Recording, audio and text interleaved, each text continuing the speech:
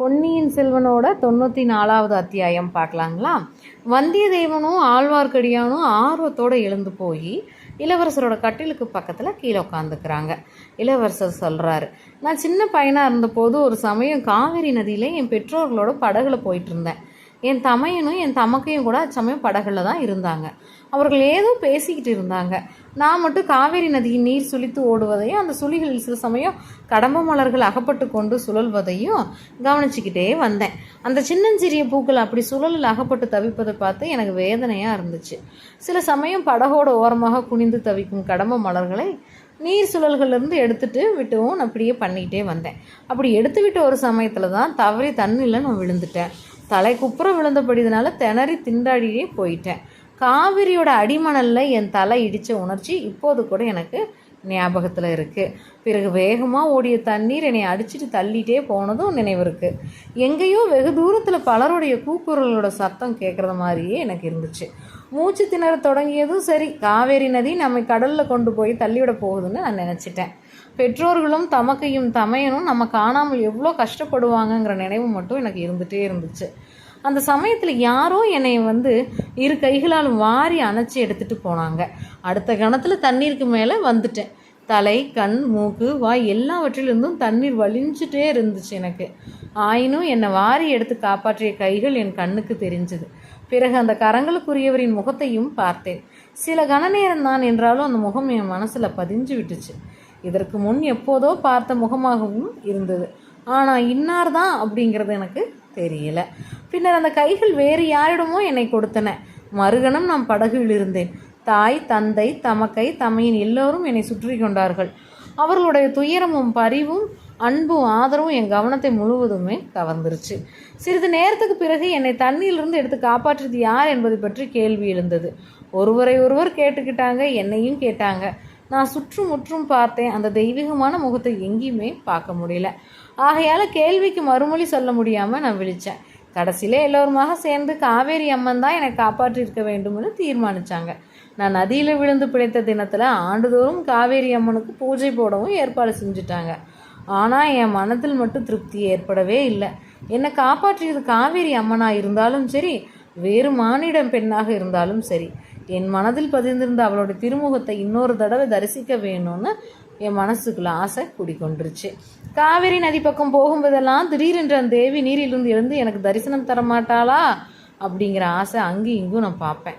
நாளாக அவள் ஒரு மானிட பெண்ணாகவே இருக்கலாம்ங்கிற எண்ணமும் எனக்கு வந்துருச்சு.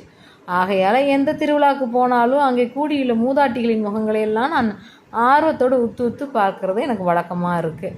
சில காலத்துக்கு பிறகு அப்படி பார்ப்பது அவ்வளோ நல்ல வழக்கம் இல்லைங்கிறத நான் தெரிஞ்சுக்கிட்டேன். வருஷம் ஆக மறுபடியும் அந்த தெய்வ முகத்தை தரிசிக்கலாம் அப்படிங்கிற ஆசையே எனக்கு போயிடுச்சு. சுமார் ஒரு வருஷத்துக்கு முன்னால் நமது தென் திசை படைகளின் மாதண்ட நாயனாகிய நான் இங்கே வந்து சேர்ந்தேன். அதற்கு முன்பே சேனாதிபதி பூதி விக்ரமகேசரி இலங்கையில் பல பகுதிகளை பிடிச்சிருந்தார். இந்த அனுராதபுரம் பல தடவை கைமாறி அப்போது மறுபடியும் மகிந்தன் படைகளில் வசத்தில் இருந்துச்சு. இந்த நகரை நம் வீரர்கள் முற்றுகையிட்டு இருந்தாங்க. முற்றுகை நடந்து கொண்டிருந்த சமயத்தில் நான் இலங்கையின் பல பகுதிகளையும் பார்த்து தெரிந்து கொள்ள விரும்பினேன். பொறுக்கி எடுத்து 1000 வீரர்களை என்னுடன் சேர்த்து சேனாதிபதி அனுப்பி வைத்தார். நம் சைனியத்தோட வசத்தில் இருந்த எல்லா பகுதிகளுக்கும் காடு, மேடு, மலை, நதி ஒன்றுமே விடலை. எல்லாமே போய் அந்த பிரதேசங்களிடமே போய் இயல்பை தெரிஞ்சு நான் பார்த்துட்டு வந்தேன். இந்த இலங்கை தீவையொட்டி கடலில் பல சிறிய தீவுகள் உண்டுங்கிறது எனக்கு தெரியும், உங்களுக்கும் தெரிஞ்சிருக்க வாய்ப்பு இருக்குது. அந்த தீவுகளுக்கெல்லாம் போய் பார்த்துட்டு வந்தேன். இப்படி சுற்றி வருகையில் ஒரு சமயத்தில் இந்த நகரத்துக்கு வடக்கே சில காத தூரத்தில் காட்டோட மத்தியில் தாவடி போட்டு தங்கியிருந்தோம். நாங்கள் தங்கியிருந்த இடத்தின் பக்கத்தில் யானை இரவு துறை வந்தது. அங்கே இலங்கைக்கு கிழக்கே உள்ள கடலும் மேற்கே உள்ள கடலும் மிக நெருங்கி வந்து ஒரு குறுகிய கால்வாயின் மூலம் ஒன்று சேருது. அந்த துறையின் வழியாக சில சமயம் யானை கூட்டங்கள் இலங்கையின் வடபகுதிக்கு செல்வது வழக்கமாகவே இருக்குமா. ஆகையால் அந்த இடத்துக்கு யானை இரவு என்று பெயர் வந்ததாகவும் சொல்கிறாங்க. நாங்கள் அங்கே தங்கியிருந்த சமயத்தில் ஒரு விசித்திரமான சம்பவம் நடந்துச்சு. இரவு நேரங்களில் தாவடிக்கு பக்கத்திலேயே ஒரு புலம்பல் குரல் கேட்கும். அது மனித குரலா, பட்சியின் குரலா, இல்லை விலங்கோட குரலான்னு முதல்ல தெரியல. கேட்பவர்கள் ரோமம் சிலிர்க்கும்படியான சோகம் அதில் இருந்துச்சு. முதல்ல தாவடியின் ஓரத்தில் இருந்த வீரர்கள் காதலில் விழுந்துச்சு. அதை அவர்கள் பொருட்படுத்தவே இல்லை. பின்னாடி பாசறை சுற்றிலும் பல இடங்களிலும் கேட்டுச்சு. என்னிடத்தில் சிலர் வந்து சொன்னாங்க. நான் அதை லட்சியம் செய்யவே இல்லை. பேய் பிசாசு என்று பயப்படுவீர்களா?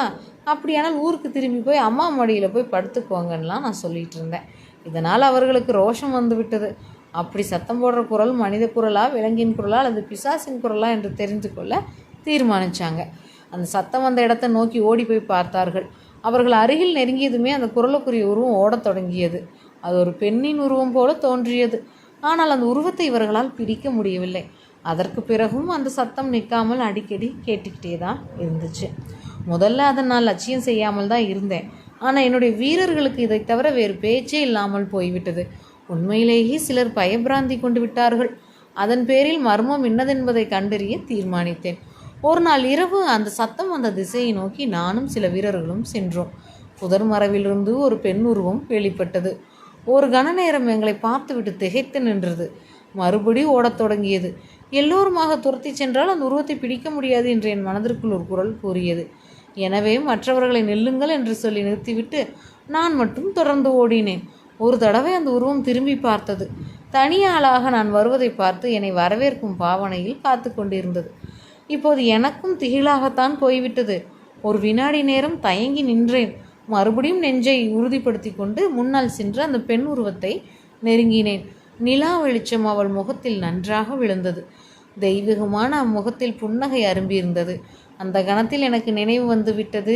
காவேரி அம்மன் இவள்தான். என்னை வெள்ளம் அடித்து போகாமல் எடுத்து காப்பாற்றிய தெய்வீக மங்கை இவள்தான். சற்று நேரம் பிரம்மை பிடித்தவன் போல் அவள் முகத்தை பார்த்து கொண்டே இருந்தேன். பிறகு, தாயே, நீ யார்? இங்கே எப்போது வந்தாய்? எதற்காக வந்தாய்? உன்னை எத்தனையோ காலமாக நான் தேடிக்கொண்டிருந்தேனே. என்னை பார்க்க விரும்பினால் நேரே என்னிடம் வருவதற்கு என்ன?